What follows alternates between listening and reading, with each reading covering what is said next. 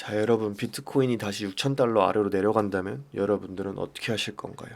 제가 예상해 보건대 아마 많은 분들이 매수 안 하실 겁니다. 다들 살 거다 살 거다라고 하지만 실상은 그렇지가 않아요. 6,000달러 아래로 내려가고 그 선이 깨져버리면 사람들은 굉장히 패닉할 것입니다. 무서워서 못 사는 것도 있고 더 내려가면 사려고 하는 사람들도 있을 거고, 종류에 따라서 여러 가지 있을 수 있지만 결론적으로는 사던 사람이 또 사게 됩니다. 사던 사람이 산다라는 말은 밑에서도 사보고 위에서도 사보고 여기저기에서 매수를 해봤던 사람이 결국에는 사게 되는 겁니다. 왜냐하면 하락할 때 살 용기가 있다는 거거든요. 최저점을 잡는다는 건 정말 말도 안 되게 어려운 일입니다. 시장이 어떻게 될 줄 알고 그걸 장담할 수 있겠어요.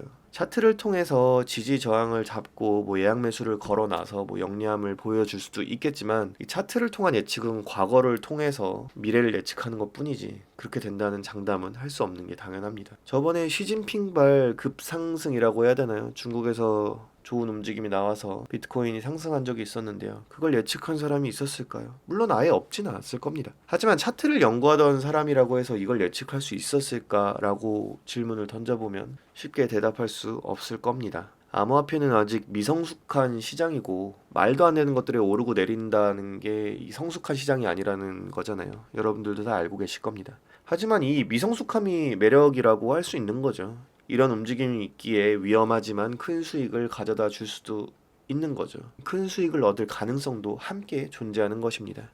리스크를 원하지 않는다면 답은 간단합니다. 은행 가서 1%가 될까 말까 하는 예적금 들어서 그거보다 더 안정적이고 큰 수익을 가져다 줄 수 있는 자산이 눈앞에 나타날 때까지 현금으로 들고 있으시면 됩니다.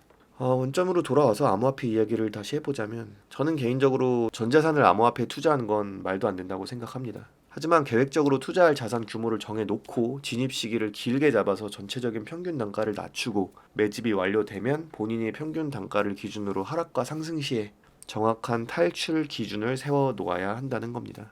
이건 자산 가치 하락 시에도 중요하지만 상승 시에 더 중요하다고 말하고 싶어요. 저는 확실히 말할 수 있습니다. 이거는 정말 맞는 말인 것 같은데요. 매도는 매수보다 훨씬 어렵습니다.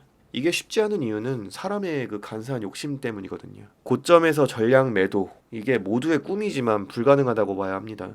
어디가 고점일지 모르거든요. 그래서 일정 수익률을 보면 보유 자산의 어느 정도를 매도할 것인지 투자자 본인이 정확히 인지하고 있어야 합니다. 많은 사람들이 공통적으로 느끼고 있을 수도 있는 건데, 요즘 투자할 곳이 없다고 많이들 하세요. 근데 실제로 그런 것이, 일단 국내에는 여러 가지 정책적인 문제도 있고 투자할 만한 자산이 없다는 분위기가 시장에 전체적으로 나타나고 있습니다. 저도 그런 것 같아요. 만약에 부동산을 투자한다고 하면, 근데 사실 부동산을 투자하기가 좀 그런 것 같아요. 요즘은 대한민국에서는 좀 그렇고, 만약에 그런다고 하면 진짜 정말 가격이 비싸도 확실한 부동산에 투자를 할 것 같고요. 국내 주식의 경우에도 삼성전자를 포함한 몇몇 5G AI 관련된 것들만 아마 눈에 들어올 것 같고, 아마 되도록이면 해외 주식을 구매할 것 같습니다. 제가 구글 엄청 좋아하는 거 아시죠? 이런 상황에서 암호화폐가 어느 정도 관심이 없던 사람들에게도 대체 투자처가 될 수 있다고 나름 생각을 해봅니다. 물론 앞으로 어떤 움직임이 있냐에 따라 달라지겠지만요. 자산의 가격이라는 것은 원래 오르고 내리는 것의 반복입니다. 매수 기간을 짧게 잡고 아주 많은 비용을 투자하셨으면 불리한 입장에 있으실 수밖에 없고요. 목표를 가지고 분할 매수하셨으면 충분히 긴 시간을 기다리실 수 있을 거라고 생각이 됩니다. 시청하고 계시는 모든 분들의 입장이 다 다르겠지만 모두 성공한 투자하셨으면 하는 바람입니다. 오늘은 여기까지입니다. 감사합니다.